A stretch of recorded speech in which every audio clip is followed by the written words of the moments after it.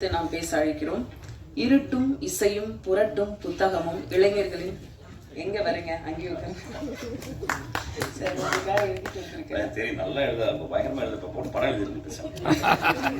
சரி அப்படியே இருந்து கேளுங்க. உங்களுக்கு ரொம்ப அருமையா பியூட்டிஃபுல்லி நீங்க படிக்கிறீங்களா? இல்ல இது நான் எப்படி படிக்க முடியும்? இருட்டும் இசையும் இருங்க எழுதிட்டு அப்புறம் அவங்களுக்கு பார்க்கணும்ல. இருட்டும் இசையும் புரட்டும் புத்தகமும் இளைஞர்களின் புது நம்பிக்கை இவர். இயக்குநர்களின் கதாபாத்திரங்களுக்கு உயிரூட்டி மகிழ்பவர், ரசிகர்களை மகிழ்விப்பவர். தயங்காத பேச்சும் தனியாத அன்பும் இவரின் அடையாளம். டால்ஸ்டாய் தொடங்கி நம் காலத்தில் தமிழ் பிரபா வரைக்கும் ஆழமான வாசிப்பை நேசிப்பவர். இசைஞனாகவும் பரிணமித்து ஜொலிக்கும் பெருங்கலைஞர். இந்திய சினிமா வரலாற்றில் காலம் கடந்தும் பிரகாசிக்க போகும் இயக்குநர்களின் வரிசையில் இவருக்கு எப்போதும் இருக்கைகள் உண்டு.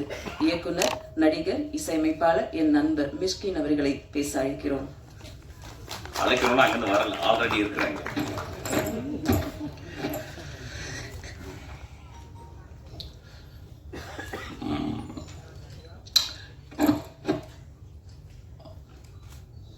இந்த படத்தை வழங்குவதற்காக நீங்கள் வந்து கேட்டாங்க. ரொம்ப எம்பாரசிங் மூமெண்ட் அது. ஆக்சுவலாக ராதாகிருஷ்ணன் சார் வந்து ரொம்ப நோபலாக வந்து கேட்டார். அப்புறம் நான் வந்து ஸ்ரீகாந்தோடைய கம்பல்ஷனில் அதை ஒத்துக்கிட்டேன். ஆக்சுவலாக நிறைய பேசும்போது என்னை பற்றி நிறையா பேசினாங்க. அது என்னுடைய படமாக நான் அதை பார்க்கல. ஆக்சுவலாக நான் ஒரு இசையமைப்பாளரை மட்டும் இருந்திருக்கேன், ஒரு கொஞ்சம் சீனில் நடிச்சிருக்கேன். அப்புறம் ஏற்கனவே 2-3 நியூஸ்லாம் வந்துச்சு. ஆக்சுவலி என் தம்பியை ரொம்ப நான் சப்போர்ட் பண்ணேன். ஆக்சுவலாக ரொம்ப வெக்கப்படுறேன். ஆக்சுவலாக நான் அப்படி பண்ண மாட்டேன். நான் வந்து 3வது படம் எழுதிக்கிட்டு இருக்கும்போது ஒரு நாள் கதவை திறந்து தம்பி வந்து நான் அவங்கள்ட்ட அசிஸ்டன்ட் டைரக்டராக ஜாயின் பண்ணுறேன்னு கீழே இருந்து செருப்பத்துக்கு அடிச்சிட்டேன். அது ஏன்னா வந்து நான் ஒரு அசிஸ்டன்ட் டைரக்டர் எப்படி எடுப்பேன், நான் வந்து நிறைய பேர் அசிஸ்டன்ட் டைரக்டர் வந்து படித்தவங்கள எடுப்பாங்க. நிறைய படிச்சுட்டு நான் நிறைய படிப்பை பற்றி சொல்லுவேன். ஆனால் நான் அசிஸ்டன்ட் டைரக்டர் எடுக்கும்போது ரொம்ப எளிமையாக இருக்கணும்னு பார்ப்பேன், ரொம்ப ஏழையாக இருக்கணும்னு பார்ப்பேன். அப்பா இல்லாத அம்மா இல்லாத அசிஸ்டன்ட் டைரக்டரை அவனை எடுக்கணும்னு பார்ப்பேன். ஆனால் அந்த மாதிரி ஆளுங்களுக்கு தான் ஏதோ சமூகத்துக்கு ஏதோ ஒரு நல்ல கதை சொல்லணுன்ற ஒரு எண்ணம் இருக்கும். அந்த மாதிரி ஆளுக்கு தான் வந்து ஒரு கான்ஸ்டண்ட்டாக வந்து சினிமாவை நேசிக்கக்கூடிய ஒரு திறன் இருக்கும். நம்ம லைஃப்பில் வந்து ட்ராமாவை பற்றி பேசுகிறோம். எனக்கு தெரிஞ்சு ட்ராமா, அவருக்கு ரொம்ப ட்ராமா. சின்ன வயசில் ரொம்ப கஷ்டப்பட்டார், சின்ன வயசில் ரொம்ப பாதிக்கப்பட்டார். சின்ன வயசில் அப்படின்னு சொல்லுவாங்க. என்னிடத்தில் சின்ன வயசில் யார் பாதிக்கப்பட்டாங்களோ அவங்களால மட்டும்தான் மிகச்சிறந்த செயல்களை செய்ய முடியும். வசதியாக இருந்து எந்த கஷ்டமும் இல்லாதவங்க வந்து எதுவுமே பண்ண முடியாது. ஸோ அந்த ஒரு காரணத்தில் என் தம்பி வந்து என்கிட்ட வந்து அசிஸ்டன்ட் டைரக்டர் கேட்கும்போது வந்து என்னால் வந்து ஒத்துக்க முடியல. நீ கஷ்டப்பட்டு போயிட்டு ஸ்ரீகாந்த் சொன்னார் ரொம்ப இல்லை உங்கள் தம்பியை ஏன் சேர்த்துக்கூடாது. ஸோ நான் சொன்னது காரணம் வந்து எந்த காரணத்தை கூட நான் வந்து உனக்கு ஹெல்ப் பண்ணக்கூடாது. நீயா வந்து அதுவும் சினிமா வந்து ஒரு பெரிய கஷ்டமான ஒரு நோ ரிட்டர்ன் பேத். அதுக்குள்ளே வந்துட்டோம்னா திரும்பி போகவே முடியாது. ஸோ அதுக்கு வந்து பயங்கரமான மனதிடம் வேணும். அதுக்காக போயிட்டு எங்கே ஒர்க் பண்ணிட்டு வாடா அப்படின்னு சொன்னால் அப்புறம் பார்த்திபன் சார்ட்ட போய் ஒர்க் பண்ணிட்டு வந்து அப்புறம் 2-3 வருஷம் கழிச்சு அதுக்கப்புறம் நான் சேர்த்துக்கிட்டேன். இன்றைக்கு வரையும் நான் வந்து எனக்கு தெரிஞ்சு அவனை வந்து எதுக்குமே இது பண்ணதில்லை. இந்த படத்தில் கூட, ட்ரெயின் படத்தில் கூட வந்து ஒரு முக்கியமான கேரக்டர் வந்து ஜான் விஜய் பண்ண வேண்டிய கேரக்டர். ஆனால் அவனுக்கு டேட் எனக்கு கிடைக்கல. நான் ஷூட்டிங் ஆரம்பிச்சிட்டேன், வேறு வழி இல்லாமல். அப்புறம் என் அசிஸ்டன்ஸ்லாம் சொல்லி சார் அவங்க தம்பி பண்ணுங்க. ஸோ இது ஒரு பெரிய எம்பாரசிங் மூமெண்ட். இந்த மேடையில் வந்து என் தம்பி செஞ்சுருக்க படம் அப்படி சொல்லுது. அவன் வந்து மியூசிக் கேட்கும்போது வந்து நான் அப்போ தான் எங்கள் ஐயாட்ட இருந்து நான் வெளியே வந்த தருணம். ஆக்சுவலி நான் மியூசிக்கில் ரொம்ப சின்சியராக ஈடுபட்டுக்கிட்டே இருக்கேன். அது இந்த ஒரு 6 வருடம் ஜாஸ்தியாக ஒரு நாளைக்கு 4 hour 5 hour ஒர்க் பண்ணிகிட்டே இருக்கேன். ஸோ அப்போ அவன் கேட்கும்போது வந்து நான் சொல்ல முடியல, சரி நான் பண்ணுறேன்டா அப்படின்னு சொன்னேன். அப்படி தான் அந்த படத்தில் நான் நுழைஞ்சேன். ஆக்சுவலாக நான் வந்து ஒரு லாஸ்ட்டாக தான் நான் இருக்கணும்னு பார்க்குறேன். ஆனால் இங்கே இந்த மேடையில் வந்து ரொம்ப ஒரு நடுவில் உட்கார வச்சு ரொம்ப ரொம்ப எம்பாரஸ் பண்ணிட்டாங்க. நான் என் தம்பிகிட்ட சொல்கிறது ஒரே ஒரு விஷயந்தான், இந்த வாழ்க்கையில் வெற்றி அப்படின்றது ஒன்றுமே இல்லை. வெற்றி ஒன்றுமே இல்லைன்னா தோல்வியும் ஒன்றுமே இல்லை. இந்த வாழ்க்கையில் வாழ்ந்துக்கிட்டே இருக்கணும், நடந்து போயிட்டே இருக்கணும்.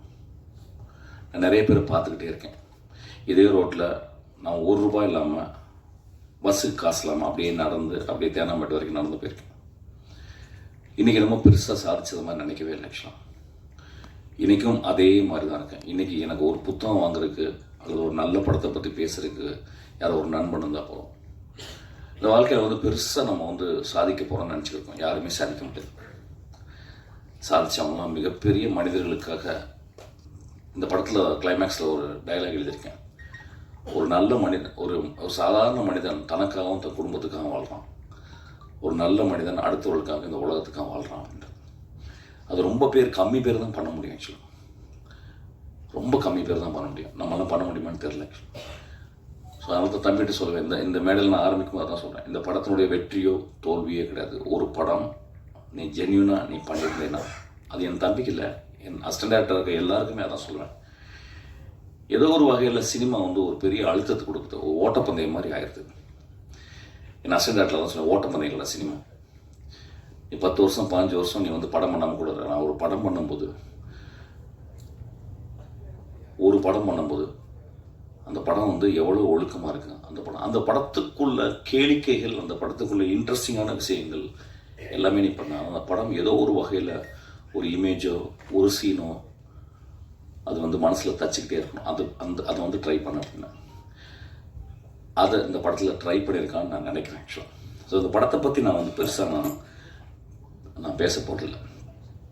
இந்த படத்துக்கு வந்து முதல்ல இதை ப்ரொடியூஸ் பண்ண வந்த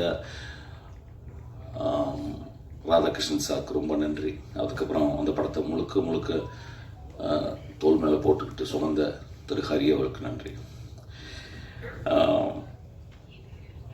பூர்ணா, நான் விதார்த்தெலாம் பேசிட்டு அதுக்கப்புறம் பேசுகிறேன். விதார்த்தம் வந்து நான் இன்றைக்கி பார்த்தோன்னு சொன்னேன். விதார்த்தம் வந்து விதார்த் என்ன பண்ணுறீங்க, நீ ஒரு 50 வருஷம் சினிமாவில் இருப்ப விதார்த். ஏன்னா இப்போ சினிமா இல்லைன்னா விதார்த் சேர்த்து போயிடும். அந்த மாதிரி தான் அவன் சினிமாக்குள்ளேயே உழண்டு. நான் ஆக்சுவலாக படம் பண்ண வேண்டியது ஏதோ மிஸ் ஆயிடுச்சு. ஆக்சுவலாக ரொம்ப சின்சியரான ஒரு ஆக்டர், ரொம்ப நல்ல பையன், ரொம்ப எளிமையாக பழகக்கூடிய பையன். சில பேருக்கு, சில நடிகர்களுக்கு வந்து மூஞ்சியில் ஒரு லேண்ட்ஸ்கேப் இருக்கும். ஒரு தமிழ் லேண்ட்ஸ்கேப்பை வந்து இப்போ விஜய் சேதுபதி பார்த்தீங்கன்னா மூஞ்சி, நான் நேற்று தான் அந்த பற்றி விஷயத்தை பார்த்தேன். நான் க்ளோஸ்அப்பில் பார்க்கும்போது, நான் க்ளோஸ்அப் போக மாட்டேன், நான் தூரத்தில் வந்து பார்க்கும்போது விஜய் சேதுபதிக்கு ஒரு தமிழ் லேண்ட்ஸ்கேப் இருக்குது. அந்த மாதிரி லேண்ட்ஸ்கேப் கொண்ட ஒரு மனிதன் நான் வந்து விதார்த். ஒரு கைத்தட்டுவேன், ரொம்ப போர்டிக்கு ஆஸ்பத்திரியில் உட்காந்துருக்க மாதிரி போயிட்டு இருக்கு. ரொம்ப வெகு சிலர் ஆக்டர்ஸ் தான் அந்த மாதிரி ஒரு லேண்ட்ஸ்கேப் இருக்கும். அந்த மாதிரி ஒரு லேண்ட்ஸ்கேப் கொண்ட ஒரு மனிதன் உழைச்சிக்கிட்டே இருக்கணும் விதார்த். நானும் அதான் பண்ணிக்கிட்டு இருக்கேன். எனக்கு பெரிய வெற்றிகள் தேவையில்லை, பெரிய பணங்கள் தேவையில்லை, பெரிய புகழ் தேவையில்லை. நான் 365 நாள் வேலை செய்கிறதுக்கு எனக்கு ஒரு சின்ன ஒரு படம் இருந்தால் போதும்னு நினைக்கிறேன். அதுக்கப்புறம் வந்து அருண் ரொம்ப ஸ்மார்ட்டான பையன். நம்ம பேசுறதுக்கு முந்தையே பேச ஆரம்பிச்சிடுவான். Very smart. அதாவது எப்படி சொல்கிறது, he is throbbing with energy. நல்லா படிப்பான். இப்போ வந்து ஜெனன் நாட்டம் சொன்னால் ரொம்ப நாள் என்ன படம் சொன்னால் வந்து ஜெனன் நாட்டம் வந்து படிக்கலாம், ஏற்கனவே படித்தோம், திரும்பி படுறா அப்படின்னு அது படிக்கலாம். ஒரு ஆக்டர் வந்து ஒரு ஜெனன் ஆட்டோ மோட்டர் சைக்கிள் படிக்கிறது ரொம்ப ரேர் அப்படின்னு நினைக்கிறேன். ஆக்சுவலாக அதை படித்து வந்து ரொம்ப சின்சியராக டிஸ்கஸ் பண்ணுவான். ஸோ இஸ் அ வெரி ரொம்ப இன்டெலிஜென்ட்டான ஒரு ஆக்டர் ஆக்சுவலி. அப்புறம் ஆக்டிங்கும் ரொம்ப சின்சியராக பண்ணுறான். அந்த படத்தில் அவன் கூட ஒர்க் பண்ணி போய் பார்த்தேன். தம்பி தான் வந்து ரெக்கமெண்ட் பண்ண, நல்ல பையனை அப்படின்னு சொன்னேன். என்னடா சொல்கிறேன், தெலுங்குலேருந்து வந்து நான் தமிழ் பையனை, நம்ம வீட்டில் பக்கத்தே இருந்த பையனை அப்படின்னு சொன்னான். அப்புறம் அவன் பர்ஃபார்மன்ஸ் பார்த்து எனக்கு ரொம்ப பிடிச்சிச்சு. இந்த படத்தில் ஒரு முக்கியமான கேரக்டர் ட்ரெயினில் பண்ணுறான் ஆக்சுவலாக. நல்ல கேரக்டர் அவனுக்கு ஒரு எழுதியிருக்கேன். ஆக்சுவலாக ஒரு சின்ன கேரக்டர் தான், ரொம்ப பியூட்டிஃபுல்லான கேரக்டர். அதுக்கப்புறம் கார்த்திக், சினிமாட்டோகிராஃபர் கார்த்திக், ரொம்ப படித்த பையன், ரொம்ப இன்டலெக்சுவலாக ஒரு சினிமா பார்க்குற பையன். குதிரைவால்லாம் பண்ண ஒரு பையன். அவன் போனோடனே கதை, எனக்கு என்ன மாதிரி கதை நீங்கள் அப்படின்னு சொல்லி கேட்பான். ஆக்சுவலாக எந்த கதையும் அப்படியே ஒத்துக்கிற ஒரு சினிமாட்டோகிராஃபர் கிடையாது. ஆக்சுவலாக என்கிட்ட வரும் கூட ரொம்ப, சார் நான் நீங்கள் எப்போயாவது நீங்கள் படம் பண்ணும்போது நான் இந்த படத்துக்கு நான் நல்லது ஜஸ்டிஸ் பண்ணுவேன் அப்படின்னு சொன்னால் எனக்கு கூப்பிடுங்க சார் சொன்னால் ஒரு ரொம்ப மேன்மையான ஒரு பையன். இந்த படத்தில் வந்து நல்லா பண்ணியிருக்கான். ஆர்ட் டைரக்டர், ரொம்ப கஷ்டமான ஒரு ஆர்ட் டைரக்டர். பின்னாலே இருக்கணும் ஆக்சுவலாக. அது யாரும் பார்க்க மாட்டோம். ஆனால் ரொம்ப செழுமையாக ரொம்ப அழகாக சிம்பிளாக பண்ணியிருக்கான் அந்த படத்தினுடைய எடிட்டரு. அதுக்கப்புறம் சேகர் எதுக்கு வந்து காலில் விழுந்தாலும் தெரியல ஆக்சுவலாக. நிறைய பேர் என்ன தியாகி மாதிரி ஆகிட்டாங்க ஆக்சுவலாக. நான் பார்க்கும்போது என்னமோ வாழையிலன்னு கட்டி ரொம்ப செத்து போன மாதிரி உட்காந்துருந்தேன் ஆக்சுவலாக. காலிலெல்லாம் வந்து விழுந்தாங்க. காலில் விழுந்து வயசாயிருது ஆக்சுவலாக. நான் சாதாரணமாக வயசாகாது, இப்போ காலில் விழுந்து வயசாயிருது ஆக்சுவலாக. எனக்கு தெரியும் ஒரு 16-18 வருஷமாக எனக்கு தெரியும். சித்திரம் பேசுலேருந்து என் கூடவே இருக்கணும் ஆக்சுவலாக. ஓடிக்கிட்டே இருக்கான். அப்படி அப்படியே ஓடி ஓடி ஓடி ஓடி ஓடி இன்னைக்கு வந்து ஒரு ஒரு ஒரு இன்னைக்கு ஒரு ப்ரொடியூசர் லெவலுக்கு வந்துட்டான் ஆக்சுவலாக. சீக்கிரம் என் படத்தையும் பண்ணிடுவ போலடா நீ. ஆமாம், ரொம்ப எளிமையான பையன், ரொம்ப அன்பான பையன், ரொம்ப தன்மையான பையன். அதாவது ஒரு என் குடும்பத்தை சேர்ந்தவன் தான். எது ஓடி வருவான் அப்படி எதுக்கு அந்த மாதிரி பையன். அதுக்கப்புறம் ஸ்ரீகாந்த் ஒரு சினிமாவில் 30 வருஷம் நட்பு இருக்குமா அப்படின்னா டவுட் தான். பெரிய பெரிய நட்பெல்லாம் இருந்திருக்கு, பிரிஞ்சிருக்கு ஒரு காலகட்டத்தில். அதாவது 2 பேரும் ஒன்றா வருவாங்க, திடீர்னு ஒருத்தர் உயரத்துக்கு போயிடுவார். அப்புறம் ஏதோ இந்த நட்பு தாங்காது. அப்படி ஏதோ ஒரு ப்ராப்ளம் வந்து ஒரு காம்ப்ளெக்ஸ் வந்து மனித இயல்பு தானே அது. என்னடா கடவுள் நம்மளை வந்து இப்படி பண்ணிட்டானே, என்ன இந்த லக்கு அவருக்கு மட்டும் அடிச்சிருச்சு, எனக்கு ஏன் இது கிடைக்கல அப்படின்ற குழப்பம்லாம் வந்துடும் நட்பில். அந்த குழப்பமே இல்லாத ஒரு மனிதர் தான் ஆக்சுவலாக. இன்னைக்கு வரைக்கும் நான் மேலே போகும்போது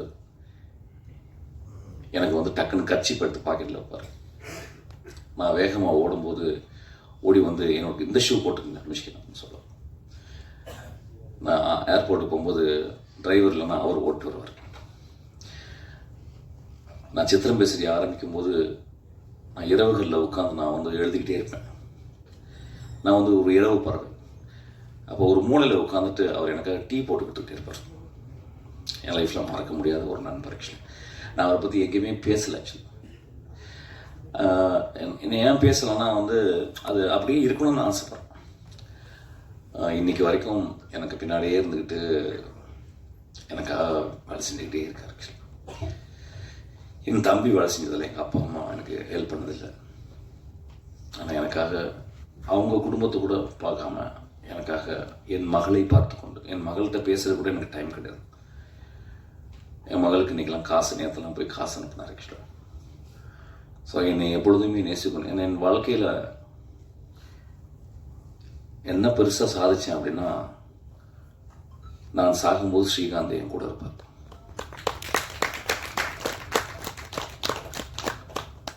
வாழ்க்கையில் ரொம்ப நட்பு முக்கியம் ஐயா. நட்பு கிடைக்கவே கிடைக்காது. அம்மா அப்பா அது ஒரு ஆக்சிடெண்ட்டில் குழந்தை பிறகுது. அதுக்கப்புறம் நம்ம வளர்ந்து அம்மா அப்பா பார்த்துக்கிறோம். ஆனால் எந்த ஒரு பிரதி உபரம் எதிர்பார்க்காம ஒரு நண்பன் கூடவே இருக்கிறான் அப்படின்னா ஏதோ என்னை நேசித்து கொண்டே இருக்கிறான். ஏதோ என் நேசத்தில் ஒரு அர்த்தம் இருக்குது. நான் இது வரைக்கும் இந்த அளவு ஒரு மனிதனை, ஒரு பெண்ணை நேசிச்சிருப்பேன்னு தெரியல. அந்த அளவு நான் ஸ்ரீகாந்தை நேசிக்கிறேன். இன்றைக்கி தான் நான் சொல்கிறேன் ஆக்சுவலாக. என்ன பேசுகிறேன், இந்த காணொலியை பார்த்து என்ன ஆக போகுது அப்படின்னா, அதான் இப்போ எல்லாரும் பேசினாங்க, அந்த காணொலியை எவ்வளோ இன்ட்ரெஸ்டாக பார்ப்பாங்க அப்படின்னு எனக்கு தெரியல. ஆனால் ஏதோ ஒரு வகையில் பேசும்போது மனிதம், அன்பு ததும்பி வழிந்து கொண்டே இருக்கிறது.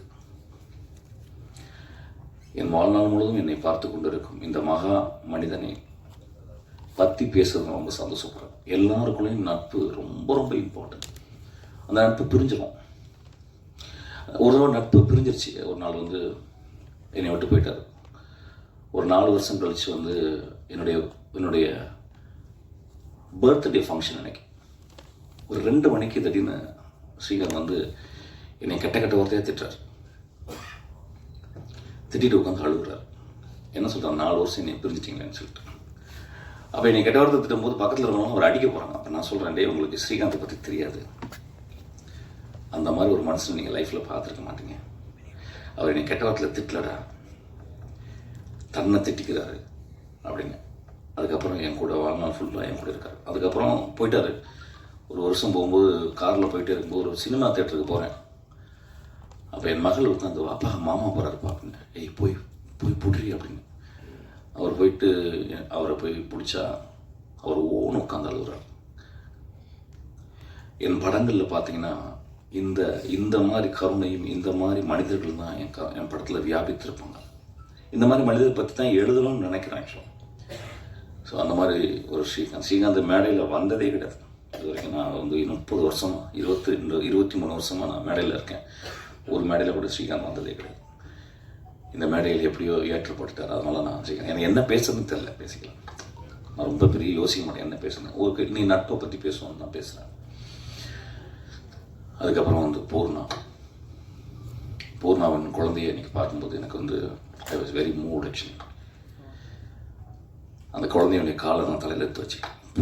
பூர்ணாவோட காலை நான் தலையில் எடுத்து வச்சுக்கலாம். அந்தளவுக்கு ரொம்ப நோபனாலும் ஒரு பெண் ஆக்சுவலாக. வாழ்நாளில் ஒரு 10 பேரை நம்ம சந்திப்போம். ஒரு 100 வருஷம் நம்ம வாழ்ந்தோம்னா எனக்கு தெரிஞ்ச ஒரு 10 பேர் சந்திப்போம். அது பெண்களில் ஒரு 3 பேர் சந்திப்போம். அம்மா, தங்கச்சி, மனைவி, அதெல்லாம் தனி, மகள். அதுக்கப்புறம் வேற ஒரு மனுஷி ஒருத்தி வருவோம். அந்த மனுஷி வந்து நம்ம வாழ்க்கையில் வந்து ரொம்ப அன்பை கொடுப்போம். பூர்ணா அவ்வளோ அன்பை நான் கொடுத்துருக்கேன். நான் பூர்ணா பார்க்கும்போதெல்லாம் அப்படியே ஆச்சரியப்படுவேன். ஐயோ இவ வயிற்றுல அடுத்த வருஷம் பிறக்கணும், அடுத்த ஜென்மத்தில் இவ தான் எனக்கு அம்மாவாக இருக்கணும். அவ்வளோ நல்லவர். அதனால் வந்து நான் ஏதாவது சொல்லும்போது பூர்ணா என் படத்தில் இருக்கணும். அவரை பற்றி தப்பாலாம் பேசுவாங்க என்னையும் பூர்ணா பற்றி. அப்படிலாம் கிடையாது. ரொம்ப மேன்மையான பெண். ரொம்ப மேன்மையான பெண். அவள் வந்து கல்யாணம் ஆகணும்னு சொன்னால் அப்படி சந்தோஷப்பட்டேன். கோவம் வந்துச்சு. ஐயோ எவ்வளோ இப்படி ஆக்ட்ரஸ், இன்னும் ஒரு 5 வருஷம் நான் நடித்து தொலைச்சிருக்கலாமேடி நீ அப்படின்னு சொல்லிடலாம். அவளை பார்க்கும்போது இன்னைக்கு வந்து பார்க்கும்போது எனக்கு அப்படியே சந்தோஷமாச்சு. அவள் கல்யாணம் பண்ணவும் அங்கே போயிட்டு துபாயில் போய் கல்யாணம் பண்ணியிருக்கேன். இங்கே இருந்தாலும் போய் அப்பப்போ பார்க்கலாம் ஆக்சுவலாக.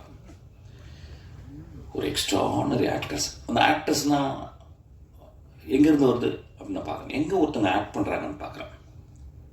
இங்கிலீஷ் ஒரு டெஃபினேஷன் இருக்குது ஆக்டிங்க்கு வந்து, living truthfully in an imaginary situation தான். கற்பனையான ஒரு உலகத்தில் நீ நிஜமாக வாழணும், அதுதான் ஆக்டிங் அப்படின்றாங்க. அது எங்கே நிறைய பேர் ட்ரை பண்ணுறாங்க, நிறைய பேர்னால பண்ண முடியல. ஏன்னா ஏதோ ஒரு வகையில் மனசில் வந்து இந்த சீனை நான் கரெக்டாக பண்ணிட்டேன்னா, இந்த சீனை வந்து சூப்பராக பண்ணிட்டேன்னா, இந்த சீன் பண்ணும்போது மூக்கு அப்படி ஆட்டிட்டேன்னா, ஆட்டிட்டேன்னா ஆடியன்ஸ் கை தட்டுவாங்களா அப்படின்னு பார்க்குறாங்க. சில பேர் நடிக்கும்போது அப்படியே மறந்துடுறாங்க சுயத்தை. அந்த சுயத்தை மறக்கிறவங்க எல்லாமே ஒரு பெரிய ஆக்ட்ரஸ். அந்த மாதிரி சுயத்தை மறக்கக்கூடிய ஒரு ஆக்ட்ரஸ் வந்து ஒரு ஆக்டர் வந்து நான் பூர்ணா சொல்லுவேன். சவரகத்தை எழுதும்போது எங்கள் அம்மாவை எக்ஸாக்டாக அம்மா வச்சு தான் எழுதினேன். அவங்க மலையாளம் பேசுகிறவங்க, தமிழ் பேச வர்றது. அம்மாவுடைய ஸ்லாங் ரொம்ப ஸ்ட்ராங்கான ஒரு ஸ்லாங், ஒரு ஆக்சென்டோட ஒரு ஸ்லாங், ஒரு காரைக்குடி ஸ்லாங். அது தம்பி பேசி கொடுத்தான். 35 நாள் பூர்ணா ப்ராக்டிஸ் பண்ணிட்டே இருந்தான்.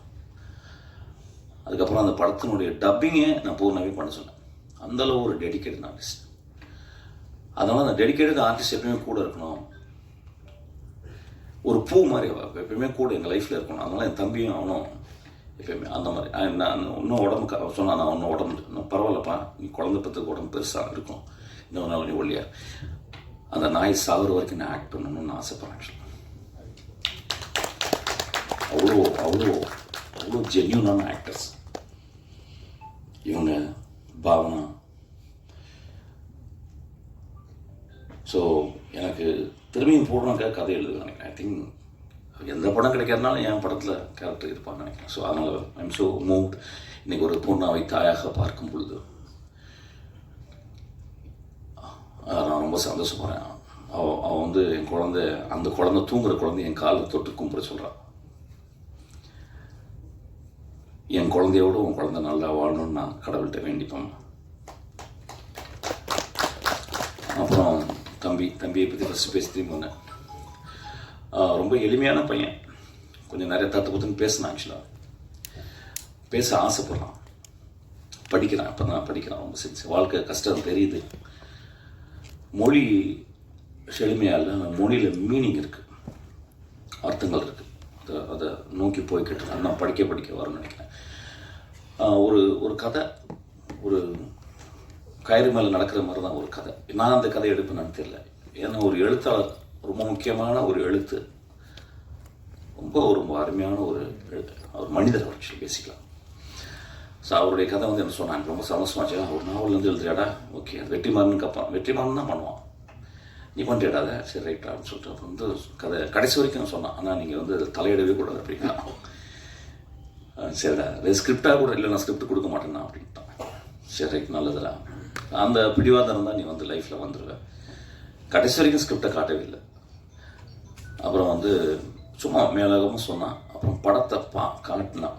நான் படத்தை காட்டி தான் நான் தான் மியூசிக் பண்ணோம். படம் பார்த்தேன், நல்ல படம் அப்படிலாம் சொல்ல மாட்டேன் அவங்கள்ட்ட, சும்மா அது தம்பியை இது பண்ணுறேன். ஆனால் நிறைய இடங்களில் வந்து ரிஸ்க் எடுத்திருக்கான். ஒரு பெண் உடைய பிறழ்வு, அவள் பெண் ஆடியே அந்த காமத்துக்குள்ளே போகிறது, காமமாக தெரியாமல் கஷ்டப்படுறது, நல்ல ஒரு மெச்சூரான கதை. கதைகள் நிறைய என்ன கதைகள் சொல்கிறோம் அப்படின்றது வந்து ரொம்ப பெரும் குழப்பம் இருக்குது. அதனால் இப்போ வந்து நான் பார்த்துட்டேன், இப்போ நிறைய படங்கள் பார்த்தீங்கன்னா இந்த வீடியோ கேம் மாதிரி கண்டினியூஸாக சுட்டுக்கிட்டே இருக்காங்க, குடன்னு சுட்டுக்கிட்டே இருக்காங்க. ஹெலிகாப்டர் சம்மந்தமே இல்லாமல் வீட்டுக்குள்ளெல்லாம் வருது, ஏன் வருதுன்னு தெரியல. என் படத்துலையும் கிளைமேக்ஸில் ஒரு சின்ன ஹெலிகாப்டர் வேணும்னு அப்படி வர வச்சுட்டு போயிட்டுருக்கேன். இதுக்காக தானு சார் சொன்னேன், ஹெலிகாப்டர் கவலை. தானு சார் எப்படின்னா எதை கேட்டாலும் 100 தந்துடுறாரு. நான் ஒன்று சார் ஒரு வண்டி 100 வண்டி அனுப்பிடுறான்ப்பான்றாரு. நான் ஹெலிகாப்டர் சும்மா சொன்னேன், உடனே வந்துட்டு அவர் ஹெலிகாப்டர் கொண்டாந்துனப்பான்னு போயிட்டார். சார் இல்லை சார், நான் வேணும்னே என் படத்தில் தூரத்தில் ஒரு ஹெலிகாப்டர் வர மாதிரி காட்ட போகிறேன் சார் அப்படின்னு நான் சொல்லியிருக்கேன் ஆக்சுவலாக. ஸோ என்ன கதைகள் பண்ணுறதுன்னே தெரியல. அப்புறம் இந்த பையன் என்னங்க புரியல 10 நிமிஷம். அப்புறம் இவன் வந்து ஒரு கதை, ஒரு ஒழுக்கம், ஒரு நியாயம் அதில் இருக்குது. அது எப்படி பண்ணுனா, அது எப்படி சுவையாக இருந்துச்சுன்னா ஆடியன்ஸ் தான் வர்டி கொடுக்கணும், நான் சொல்லக்கூடாது. இங்கே நிறைய பேர் சொன்னாங்க நல்ல படம், நான் அப்படிலாம் சொல்ல மாட்டேன். நல்ல படம்லாம் ஓடிருக்கேன். நந்தலால நல்ல படம் தான், ஓனாய் ஆட்டுக்குட்டி நல்ல படம் தான். இந்த போன வாரம் ஜப்பானில் ஓனாய் ஆட்டுக்குட்டி வந்து போட்டுட்டு ஒருத்தர் ஜப்பான் ப்ரொஃபஸர் கூப்பிட்டு பேசுகிறாரு என்கிட்ட, படம் ரொம்ப நல்லா இருந்துச்சுன்னு. அப்படிங்களேங்க, தமிழ்நாட்டில் நல்லா இல்லைங்க அப்படின்னு. ஸோ அது நல்ல படம் அப்படிலாம் கிடையாது. ஆனால் ஒரு படம் நன்றாக மனது ஆழத்திலிருந்து நிஜமாக நான் நல்ல படம்னு எடுத்த படம் எல்லாமே வாழ்நாள் முழுதும் நல்லாயிருக்கும். உதிரிப்புகள் நம்ம மறக்க முடியுமா? ரஜினிகாந்த் சொல்கிறார் வந்து, போன தங்கச்சி திருப்பி வந்து கட்டி பிடிச்சி அழுகுறா, யோ போயா அப்படின்னா, இது போதாத அந்த படத்தை மறக்க முடியுமா? ஸோ ஒரு நல்ல படம், வாழ்க்கையை சொல்லக்கூடிய படம், வாழ்க்கையை எப்படி வாழ வேண்டும் என்று சொல்லக்கூடிய படம், எப்படி நேசிக்கப்பட வேண்டும் என்று சொல்லக்கூடிய படம், எதற்காக வாழ்கிறோம் என்ற கேள்விகளை எழுப்புகிற படம், அது நல்ல படம் தான். இதில் அந்த மாதிரி சில கேள்விகள் இருக்கு. ஸோ அதனால் I think for us it's considers a decent film. படம் எப்படி சுவையாக இருந்தது, எப்படி நல்லா இருந்துச்சுன்னா பத்திரிக்கைக்காரங்க எழுதணும், அதுக்கப்புறம் படம் பார்த்துட்டு அது நல்லா இருக்குன்னு சொல்லணும். So that rest up to the audience and the people. இந்த மேடையில் வந்து படம் நம்ம நல்லா பண்ணியிருக்கேன் நம்ம சொல்கிறது வந்தது. ஸோ அந்த படத்தில் அந்த மாதிரி ஒரு விஷயம் இருந்துச்சு. அப்புறம் அந்த மியூசிக்கு நான் ஐயாட்ட இருந்து வந்தவொடனே சண்டை, கண்டினியூஸாக சண்டை, நான் சண்டை போட்டுகிட்டே இருக்கேன், அவர் என்னை திட்டிக்கிட்டே இருக்காரு. அப்புறம் ரொம்ப மனசு கஷ்டமாயிடுச்சு. அப்புறம் இனிமேல் வந்து வெளியே வரும்போது இப்படி ஒரு கொடுத்துருக்கான். சரி என்ன பண்ணலாம், என்னுடைய குருநாதர் இப்போ ரீசெண்டாக ராமமூர்த்தி, அவர் வந்து ஒரு 2 வருஷமாக எனக்கு அவர் மியூசிக் சொல்லி கொடுத்துருக்காரு. நானும் ஒரு 6 வருஷம் படிக்கிறேன். ஸோ அதனால் வந்து சரிடா எனக்கு புதுசாக எதாவது பண்ணலாம் அப்படின்னு சொல்லிட்டு இந்த படத்தில் இறங்கியிருக்கேன். ரீரெக்கார்டிங் வந்து இந்த த்ரூஅவுட் இந்த படத்தில் வந்து ஒரு கம்ப்யூட்டர் ஜெனரேட்டட் மியூசிக், அதாவது ஏதாவது ஒரு லூப்பில் இருந்து எந்த எதுவுமே எடுக்கலை, முழுக்க உண்மையாக இருக்கிற. ஃபார் எக்ஸாம்பிள் வயலினிஸ்ட்டுன்னு இருக்காங்க நம்ம ஊரில், நிறைய பேருக்கு தெரியாது. இங்கே எக்ஸ்ட்ராடினரி வயலினிஸ்ட், அந்த ஸ்ட்ரிங் செஷனில் உள்ளவங்க எனக்கு தெரிஞ்ச கல்யாண் சார், அதுக்கப்புறம் செல்லிஸ்ட் சேகர், இவங்க இன்டர்நேஷ்னல் லெவலுக்கு இவங்க பெரிய ஆளுங்க. ஆனால் இன்றைக்கி அவங்கள நிறைய யூஸ் பண்ணாமல் கம்ப்யூட்டர் ஜெனரேட்டாகவே நிறைய இன்ஸ்ட்ருமெண்ட். ஆனால் இந்த படத்தில் அப்படி இல்லாமல் முழுக்க ஒரு லைவ் இன்ஸ்ட்ருமெண்ட்லேயே பண்ணணும்னு சொல்லிட்டு நான் பண்ணியிருக்கேன் ஆக்சுவலாக. அப்புறம் ஒரு பரவாயில்லாமல் பண்ணியிருக்கேன். ஒரு 36 மார்க்குக்கு ஒரு ரெக்கார்டிங் பண்ணியிருக்கேன். நான் எப்பயுமே அப்படி தான் எய்ம் பண்ணுவேன், 36 மார்க்கு வந்தால் போதும். அந்த மாதிரி ஒரு 36 மார்க்கு எய்ம் பண்ணியிருக்கேன். ஒரு 5-6 பாட்டு போட்டிருக்கேன். பாட்டு வந்து எப்பயுமே சின்ன வயசுலேருந்து பாடிட்டே இருப்பேன், நான் கம்போஸ் பண்ணிகிட்டே இருப்பேன், நான் எழுதி பாடுவேன்.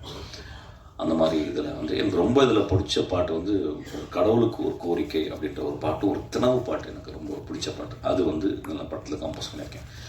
அதுவும் ஒரு 36 மார்க்கு பாஸ் பண்ணலாம். 100 மார்க் வாங்கவே முடியாது. 100 மார்க் வாங்கக்கூடிய ஒரே மனிதர் இளையராஜா மட்டும்தான். அவர் அதுக்கப்புறம் ஒரு Rahman. So I cannot think about walking equal to them. They are far ahead actually. ஒரு இன்ட்ரெஸ்டில் இந்த படத்தை நான் பண்ணியிருக்கேன் மியூசிக்கு. இந்த படத்துக்கும் அந்த பாட்டை கேட்டுட்டு தானு சார் சொன்னார், தம்பி இந்த படத்துக்கு நீங்களே பண்ணிருங்கன்னாரு. இந்த படத்தை பண்ணேன். 2 பேரை பற்றி நான் சொல்லணும். இந்த படத்தை நான் பண்ணிக்கிறதுனால இப்போவே ப்ரமோஷன் ஆரம்பிச்சிடலாம் இருக்கேன். நான் பார்த்து இவ்வளோ வருஷம் 23 வருஷம் நான் ஒரு நிறைய ப்ரொடியூசரோடு பழகிருக்கேன். தானு சார் மாதிரி ஒரு ப்ரொடியூசர் நான் பார்த்ததே இல்லை. என்னை ஒரு குழந்தை மாதிரி பார்த்துக்கிறார். யூஸ்வலாக எந்த ப்ரொடியூசரும் எனக்கு பிடிக்காது. ஆக்சுவலாக நான் ஒர்க் பண்ண ப்ரொடியூசர்லாம் நான் ரொம்ப மோசமானவன் அப்படின்னு சொல்லுவாங்க. நிறைய செலவு பண்ணுறாங்க, அதெல்லாம் போய் அப்படின்னு அவர் சொல்கிறார். ஆக்சுவலாக அந்தளவு என்னை பத்திரமா பார்த்துட்டாரு. அப்புறம் என் தம்பி விஜய் சேதுபதி, இந்த படத்துக்கு வந்து நான் வந்து எனக்கு அவ்வளோ சின்சியராக ஒர்க் பண்ணுறான்.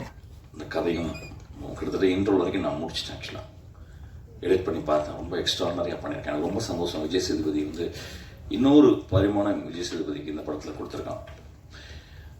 இந்த படம் டெவில்ன்ற படம் நல்லா இருந்தால் மட்டும் நல்லா இருக்குன்னு எழுதுங்க. நல்லா இருந்தால் மட்டும் இந்த படத்தை பார்த்து பக்கத்து வீட்டில் சொல்லுங்கள், இந்த படம் ஓடட்டும். நன்றாக இருந்தால் இந்த படம் ஓடும் தம்பி, நன்றாக இல்லாட்டினா ஓடாது. ஓடாட்டினா பரவாயில்ல, ஓடு, நீ ஓடிட்டே இரு.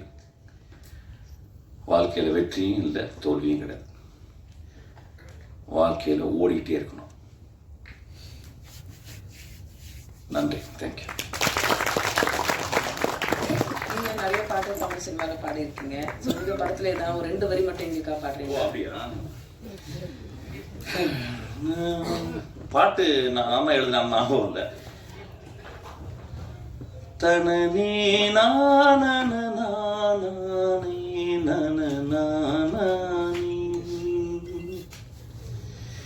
தினநானே நனனே நானே நனநானே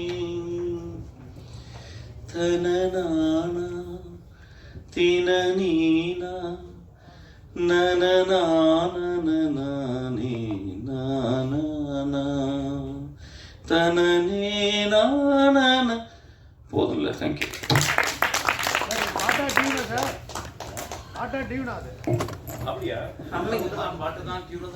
ரெண்டு கொஸ்டின் மட்டும் யாராவது கொஞ்சம் டீசெண்டா கேட்டீங்கன்னா நல்லா இருக்கும். 2 கொஸ்டின் மட்டும், நேரம் கருதி 2 கொஸ்டின் மட்டும். மிஸ்கின் சார், only 2 கொஸ்டின்ஸ் தானா? அடுத்து படம் இருக்கு, அடுத்து பிரஸ் மீட் இருக்கு. மைக் கொடு. சரி, நீங்க கேள்வி அதுக்குள்ள கேட்டுருங்க. மிஸ்கின் சார், நீங்கள் வந்து டைரக்டராக இருக்கீங்க, பாடல் ஆசிரியராக இருக்கீங்க, அப்புறம் வந்து மியூசிக் டைரக்டராக இருக்கீங்க, அப்புறம் வந்து சிங்கராகவும் இருக்கீங்க. எது வந்து ரொம்ப ரசித்து பண்ணுவீங்க? எது உங்களுக்கு கஷ்டமாக இருக்கு?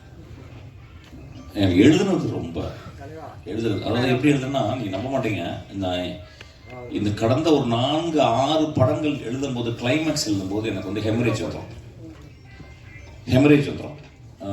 அதாவது ஹெமரேஜ்னா ரத்தம் வரும். அப்படி அந்த அளவு இன்டென்ஸாக நான் எழுதணும் ஆசைப்பேன். எழுத்து வந்து ரொம்ப ரொம்ப சின்சியரு. இப்போ எழுத்தை விட மியூசிக் ரொம்ப எனக்கு பிடிச்சிருக்கு. அனிமையாக என்னுடைய சினிமா வாழ்க்கை முடிந்து போனவர்கள் வீணை பாலச்சந்தர் மாதிரி என் வாழ்நாள் முழுதும் நான் வந்து மியூசிக்லேயே இருந்து செத்து போவேன்னு நினைக்கிறேன். ஆக்சுவலாக தேங்க்யூ. டேரக்டர் சார், டேரக்டர் மிஸ்கின், இந்த படத்துக்கு டெவில்னு அண்ணா மிஸ்கின் சார் பேர் வச்சாரா, இல்லை அவரை பார்த்து நீங்கள் வச்சிங்களா? மிஷ்கின்ஸ் டெவில் தான் அது. ஒரு கேட்சியான ஒரு நேம் இது. இந்த கதைக்கு தேவைப்பட்டது அந்த பேர். ஆமாம், இதில் எல்லாருமே வந்து டெவிலாக தான் இருப்பாங்க. அது அதுக்கப்புறம் வந்து படத்தோடைய எண்ணில் வந்து கடவுளாக மாற்றப்படுவார். சார் அதே மாதிரி மிஸ்கின் சார் நீங்கள் பேசுகிறப்ப சொன்னீங்க, நான் அந்த இன்னொரு ஹீரோ இருக்கார் தெலுங்கு இனிதீவு, அவரை பற்றி பேசுகிறப்ப நான் எழுதியிருக்கேன் அப்படின்னீங்க. ஆக்சுவலாக தம்பிக்கு எழுதி ஏதாவது சப்போர்ட் பண்ணியிருக்கீங்களா இல்லை தம்பியே தான் கதையா? ஏன்னா அவர் பேசுகிறப்ப ஃபுல்லாக நான் எழுதினேன் பேசினேன் அப்படின்னு சொல்லி சொன்னார், படித்தேன் புக்கு அப்படின்ட்டு. இல்லை இந்த படத்துக்கு எனக்கு சம்மந்தமே இல்லை சார். எனக்கு ஆக்சுவலாக வந்து அவன் வந்து தேவி பாரதி சாருடைய கதையை அவர் திரைக்கதை எழுதி முடிச்சுட்டு என்கிட்ட காட்ட கூட இல்லை ஆக்சுவலாக. ஸோ அதனால் வந்து இந்த படம் முழுக்க என் அசிஸ்டன்ட் எழுதலாம்.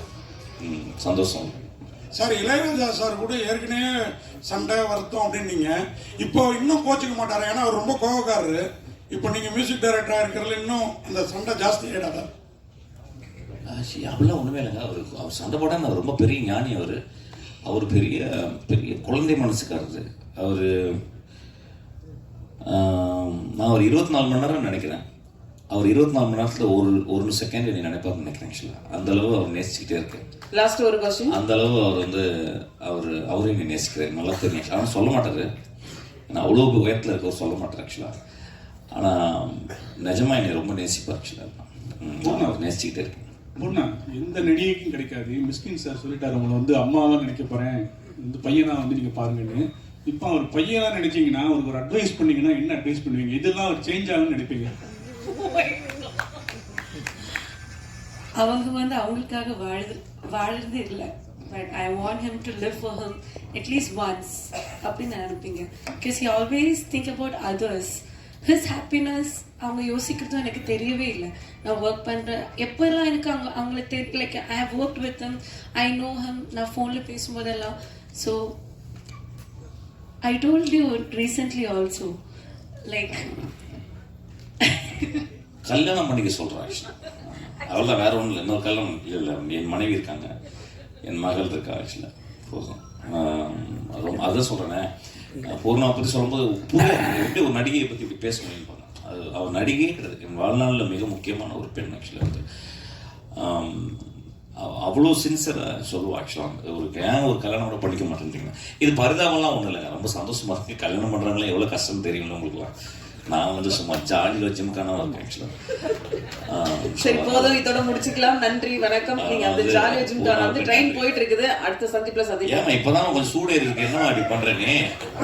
பரவாயில்லையா? இல்ல யூஸ்வல் என்னன்னா பிரஸ் மீட்ல கேள்வி கேட்டா ரொம்ப பயந்து போய் ஐயோ என்ன பண்ண போறாங்க அப்படில. அதாவது எனக்கு தெரிஞ்ச முதல் படத்துல இருந்து அந்த நண்பர் தெரியும். முதல் படத்துல இருந்து இவங்கெல்லாம் பார்த்துருக்கேன் ஆக்சுவலாக வந்து. ஸோ அதனால எனக்கு கொஞ்சம் கூட பயம் இல்லை. தேர் அப்சல்யூட் ஸ்வீட் ஆர்ட்ஸ். கேளுங்க சார், வந்து 2-3 கேள்வி கேட்கலாம். என்னமா உங்களுக்கு பிரச்சனை இருக்கு? எனக்கு பிரச்சனை இல்லை. இல்ல அடுத்ததுல நீ தான் காம்பியரா? இல்ல ஷோ படம் இருக்கு. சொல்லுங்க. அம்மா, மனைவி, சகோதரி இவங்களெல்லாம் காட்டணும் லைஃப்ல ஒரு பெண் இருப்பான்னு சொன்னீங்க. அது உண்மையும் கூட நிறைய பேர் இதுல